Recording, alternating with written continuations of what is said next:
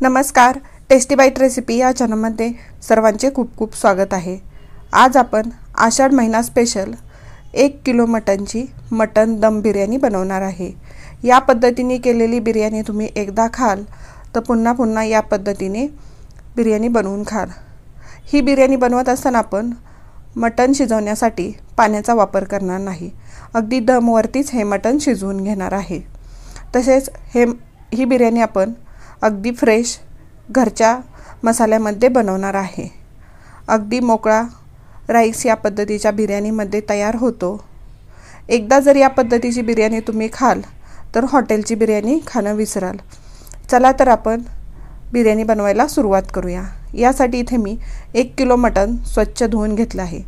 यामध्ये 2 चमचे हळद, 1 चमचा धना पावडर, 1 चमचा गरम मसाला पावडर, 1 चमचा बिर्याणी मसाला, 1 चमचा घरगुती साठवणीचा काळा मसाला, 1 चमचा मटन मसाला, 1 चमचा लाल मिरची पावडर घातलेली आहे।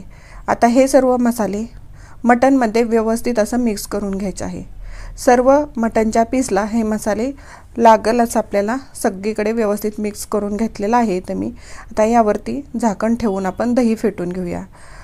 इथं मी 250 ग्रॅम दही घेतलेला आहे आणि हे घट्ट दही आहे आणि अगदी व्यवस्थित क्रीमी टेक्स्चर सारखं आपल्याला इथं दही फेटून घ्यायचं आहे। बघा, मस्त दही फेटून घेतलेलं आहे।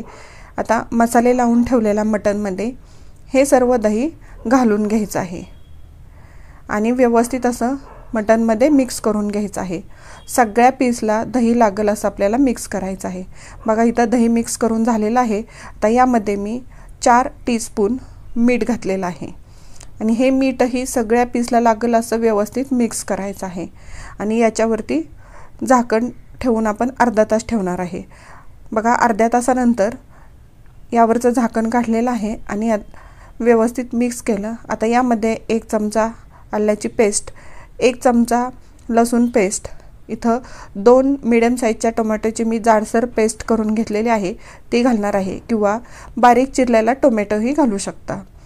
त्यानंतर 1 वाटी स्वच्छ धुवून बारीक चिरलेला पुदिना घालायचा आहे।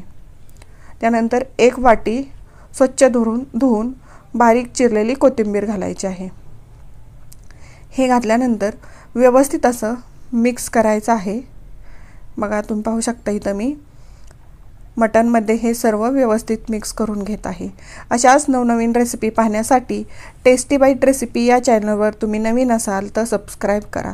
सबस्क्राईब केलं असेल तर लाईक आणि शेअर करायला विसरू नका। व्यवस्थित असं मिक्स करून झालेलं आहे। आता यावरती झाकण ठेवूया आणि आपण कांदा तळून घेऊया।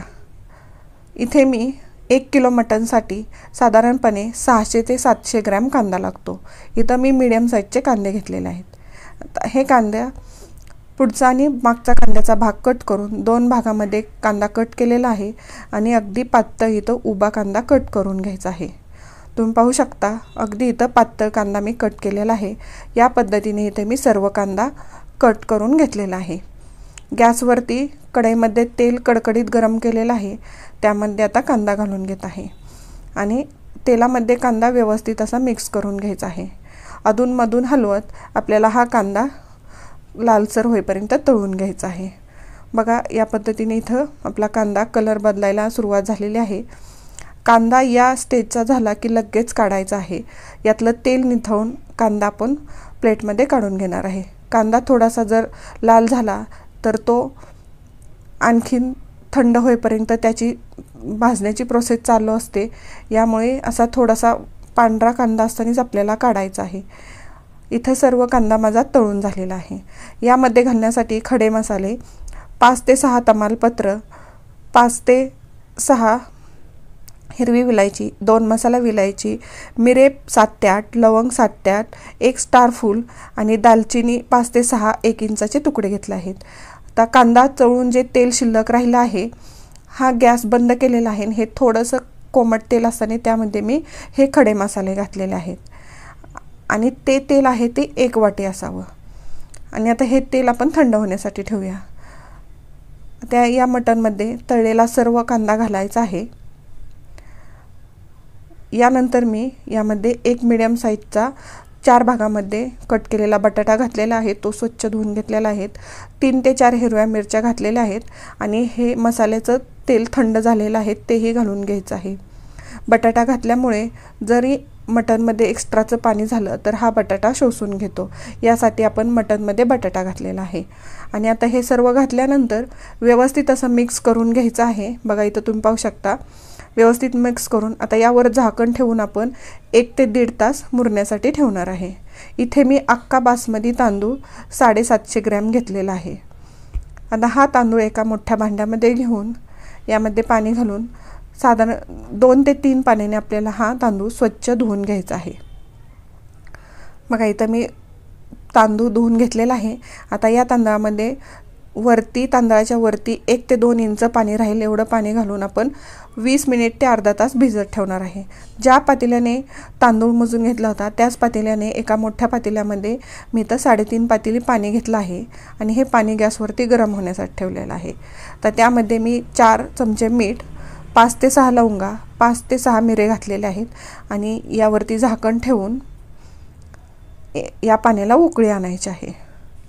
बघा पाण्याला उकळी आलेली आहे. आता तांदूळ भिजत घातलेला हे आपला अर्धा तास झालेला आहे. तांदळातलं सर्व पाणी निथळून आपण हा तांदूळ या उकळी आलेल्या पाण्यामध्ये घालून घेणार आहे आणि पाण्यामध्ये व्यवस्थित मिक्स करून घ्यायचं आहे. बघा इथं मी तांदूळ व्यवस्थित मिक्स करून घेतला होता आणि यावर झाकण ठेवून आपण एक उकळी आणलेली आहे. त्यास तांदूळ सगळीकडे व्यवस्थित असं मिक्स करून घेतलेला आहे. हा तांदूळ आपल्याला 60 ते 70% शिजवायचा आहे. तांदूळ जर जास्त शिजला तर बिर्याणी म्हणजे त्याचे तुकडे पडतात. यासाठी आपल्याला इथं तांदूळ जास्त शिजवायचा नाही, कारण राहिलेला तांदूळ आपला बिर्याणीच्या दममध्ये शिजला जातो. त्या साईडला मी एक मोठं पातेलं घेतलं आहे, त्यावरती चाळणी ठेवलेली आहे आणि इथं आपला 70% शिजलेला तांदूळ या चाळणीमध्ये काढून घ्यायचा आहे. तांदळामधलं सर्व पाणी निथळून आपण तांदूळ एका चाळणीमध्ये काढून घेत आहे. बघा तुम्ही पाहू शकता इथं मी सर्व तांदूळ चाळणीमध्ये काढून घेतलेला आहे आणि गॅस आता बंद करून ठेवलेला आहे. तुम्ही पाहू शकता अगदी मस्त मोकळा सळसळीत आपला इथं तांदूळ शिजलेला आहे. तर यावर झाकण ठेवून आपण हा तांदूळ साईडला ठेवूया. जे मटण आपण मुरत ठेवलं होतं ते व्यवस्थित मिक्स करून घेतलेलं आहे. आता बघा याला 1.5 तास झालेला आहे.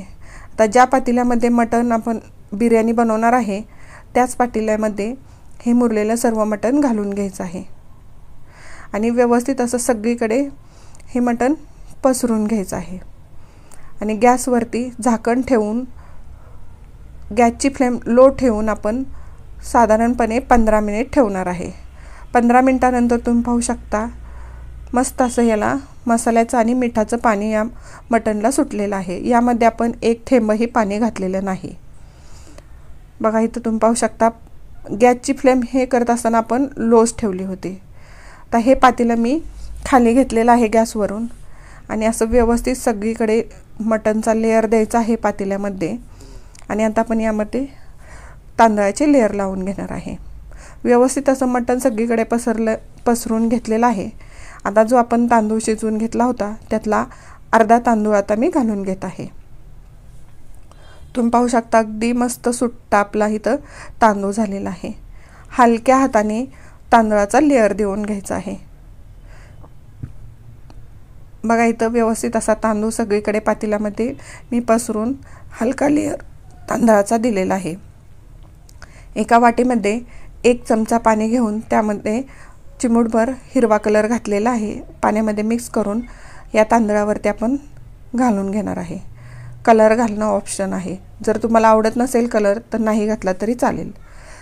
कलर घालून झालेला आहे. आता मी राहिलेला सर्व तांदूळ यामध्ये घालून घेत आहे आणि हाही तांदळाचा लेअर आपल्याला व्यवस्थित असा पातेल्यामध्ये पसरून घ्यायचा आहे.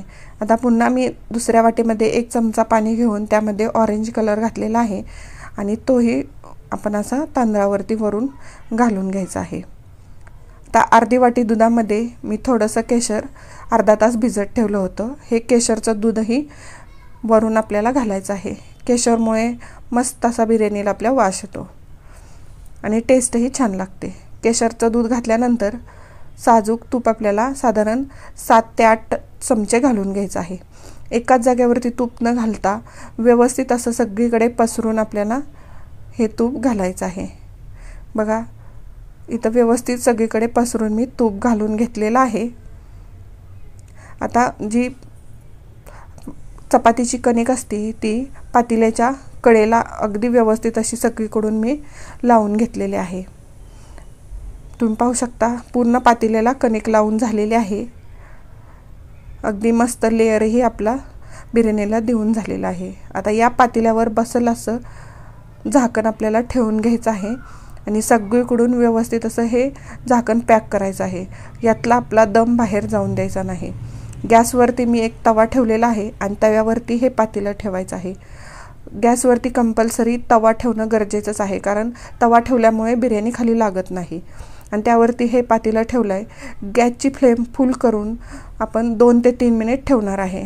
3 मिनिटानंतर गॅसची फ्लेम लो करायची आहे आणि लो फ्लेमवरती 40 मिनिट आपण ही बिर्याणी शिजवून घेणार आहे।